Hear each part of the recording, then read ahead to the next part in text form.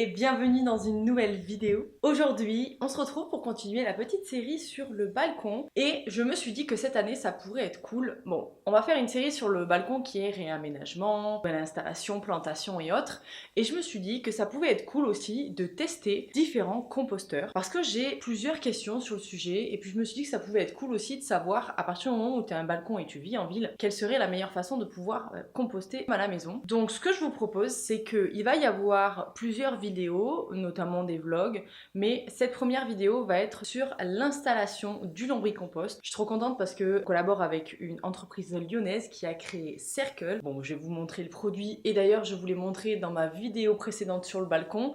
On l'aperçoit vite fait dans un coin de ma pièce, mais c'est un objet qui va aller à l'extérieur et sur mon balcon, qui permet en fait d'avoir des petits verres à l'intérieur qui vont détruire un petit peu les déchets alimentaires que je vais pouvoir y déposer dedans. Et en comparaison au lombricompost que je vais installer, je vais aussi avoir un bokashi. Pareil, je vous expliquerai la différence dans une vidéo qui sera dédiée à son installation. Mais en attendant, on va se focus sur le lombricompost, on va voir à quoi ça sert, en quelle matière il est celui que j'ai, et comment se passe un petit peu la dégradation des déchets grâce aux petits verres qui sont à l'intérieur. C'est parti!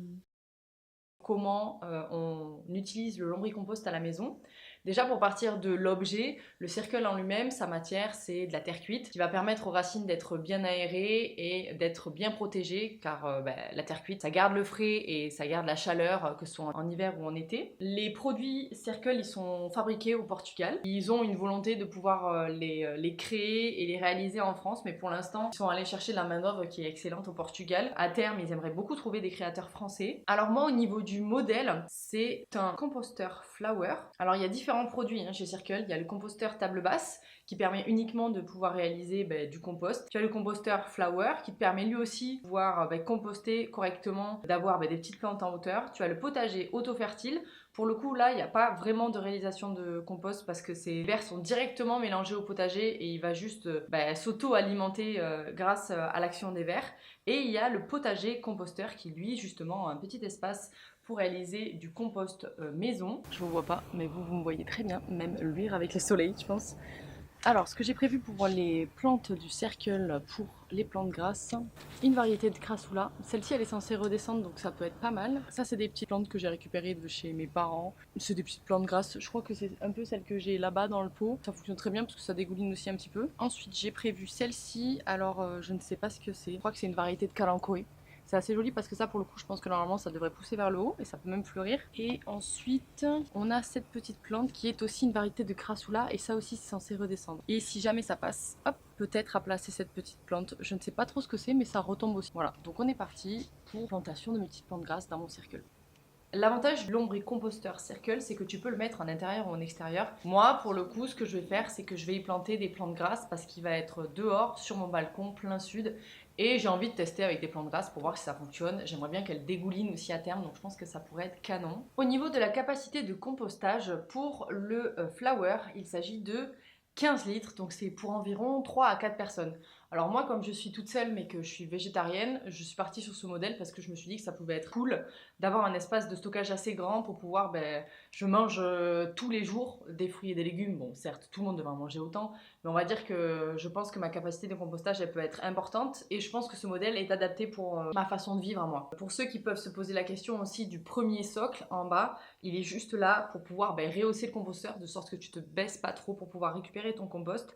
Et il y a une petite coupelle dessous qui permet de récupérer ton thé de compost. D'ailleurs, faites attention parce qu'il est absolument nécessaire de le diluer. Il y a les dosages qui sont indiqués, il me semble, sur les petits papiers lorsque vous achetez votre lombricompost parce qu'il est très fort quoi. Il pourrait même venir brûler les racines, donc on dilue toujours avec de l'eau. Ensuite, l'avantage du lombricompost, c'est que les plantes vont pouvoir bénéficier de toute l'énergie. En fait, il n'y aura pas besoin d'enrichir cet objet, vu qu'il sera auto-enrichi par la destruction en fait des produits végétaux. En soi, mes plantes à l'intérieur, j'aurais pas besoin de leur apporter quoi que ce soit en termes de nutriments, et ça c'est top. Si jamais on veut collecter le lombricompost qui est en surplus, on appelle ça du lombricompost mûr, c'est presque du terreau.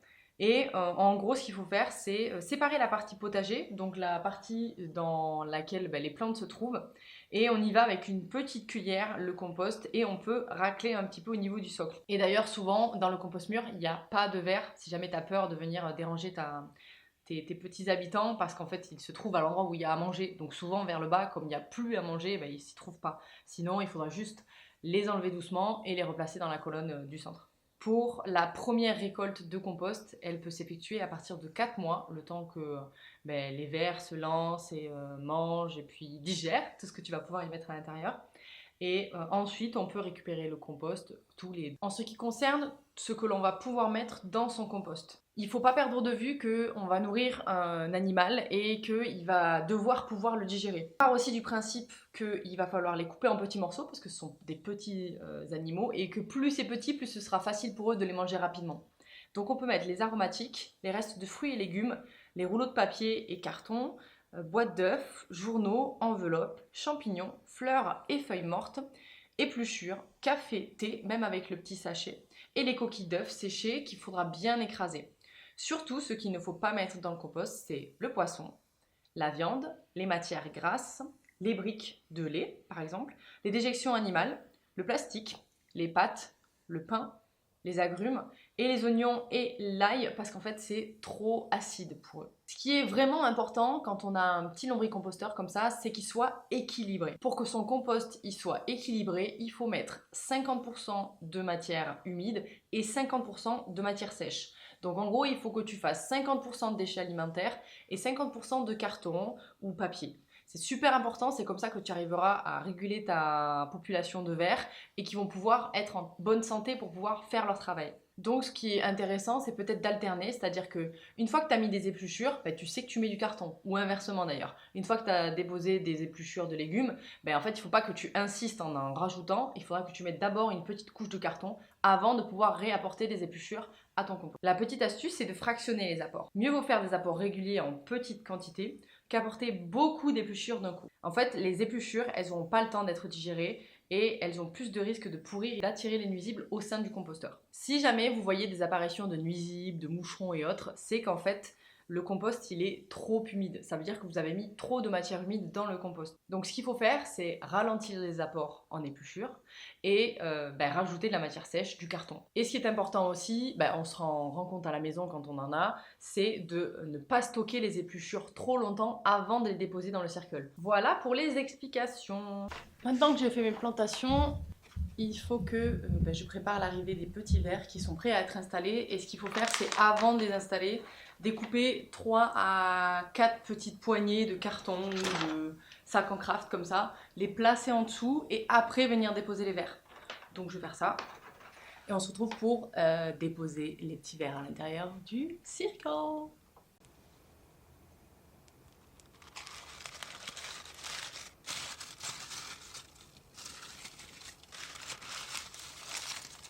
Ok, et maintenant je vais venir déposer mes petits vers à l'intérieur.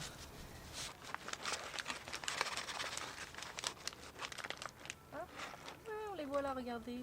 Je sais pas si vous les voyez bien, mais moi je les vois. Hop, allez. Dans la nouvelle maison, les refs. Si jamais l'expérience vous plaît et que vous avez envie de vous lancer dans un lombricompost circle, vous avez le code promo VERTBOBO. Il vous permet de gagner une box de 6 plantes offertes pour l'achat d'un lombricomposteur. Attention, juste la box elle sera automatiquement comptabilisée et elle ne sera pas notifiée dans le panier. Donc ne paniquez pas, tant que le code est bien rentré. Si jamais il y a un souci à la réception du produit, n'hésitez pas à écrire directement à la marque. Mais normalement, une fois que vous avez bien mis le code promo, ce sera comptabilisé dans votre achat. Ça y est, c'est bon, mon circle est installé. Je viens d'y mettre la première épluchure de mon petit déj, c'est-à-dire une petite banane. Avant ça, j'ai mis une bonne couche de matière sèche. Et comme je vais cuisiner à midi, je vais pouvoir y rajouter de la matière humide. Donc voilà, ça y est, c'est lancé, je suis trop contente. J'espère que via les images, j'ai pu un peu vous partager au maximum mon expérience sur le lancement, en tout cas, du lombricompost. Et bien, nous, on se retrouvera certainement dans un nouveau vlog pour pouvoir vous montrer un petit peu l'évolution, mes retours, mes conseils et autres. Et en attendant, merci d'avoir regardé cette vidéo. J'espère que ça vous a plu et que ces petits tests vont vous intéresser. C'est quelque chose que je lance pour la première fois, donc c'est pour ça que je me suis dit autant en faire une vidéo et un sujet dédié parce que ça pourrait vous intéresser. Encore merci d'avoir regardé cette vidéo et on se dit à la semaine prochaine pour une nouvelle. Salut!